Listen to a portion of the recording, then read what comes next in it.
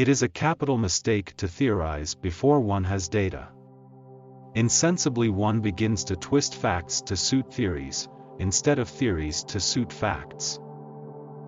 The most dangerous condition for a man or a nation is when his intellectual side is more developed than his spiritual. Is that not exactly the condition of the world today?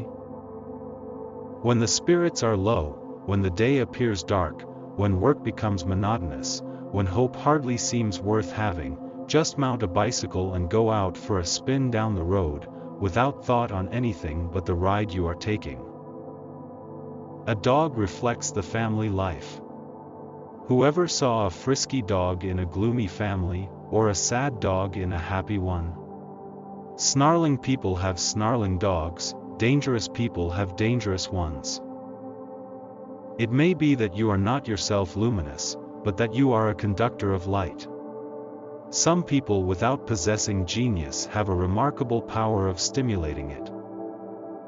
"My dear Watson," said Sherlock Holmes, "I cannot agree with those who rank modesty among the virtues. To the logician all things should be seen exactly as they are, and to underestimate oneself is as much a departure from truth as to exaggerate one's own powers." "I carry my own church about under my own hat," said I. "Bricks and mortar won't make a staircase to heaven. I believe with your master that the human heart is the best temple. Depend upon it there comes a time when for every addition of knowledge you forget something that you knew before. It is of the highest importance, therefore, not to have useless facts elbowing out the useful ones.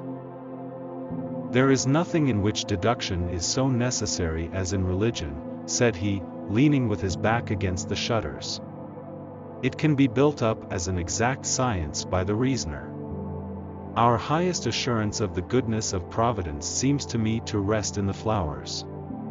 All other things, our powers, our desires, our food, are all really necessary for our existence in the first instance. But this rose is an extra. Its smell and its color are an embellishment of life, not a condition of it. It is only goodness which gives extras, and so I say again that we have much to hope from the flowers. The more we progress the more we tend to progress. We advance not in arithmetical but in geometrical progression.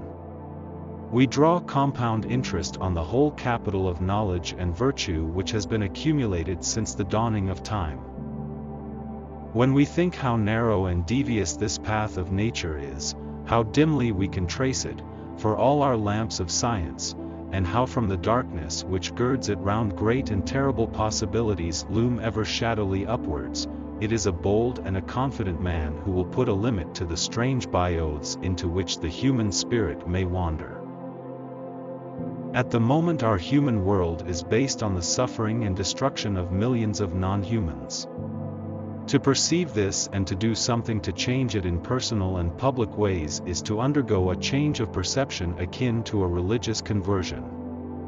Nothing can ever be seen in quite the same way again because once you have admitted the terror and pain of other species you will, unless you resist conversion, be always aware of the endless permutations of suffering that support our society.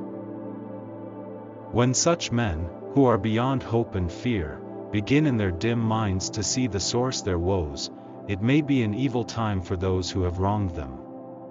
The weak man becomes strong when he has nothing, for then only can he feel the wild, mad thrill of despair. Let me run over the principal steps. We approached the case, you remember, with an absolutely blank mind, which is always an advantage. We had formed no theories. We were simply there to observe and to draw inferences from our observations. A man should keep his little brain attic stocked with all the furniture that he is likely to use, and the rest he can put away in the lumber room of his library, where he can get it if he wants it. Problems may be solved in the study which have baffled all those who have sought a solution by the aid of their senses.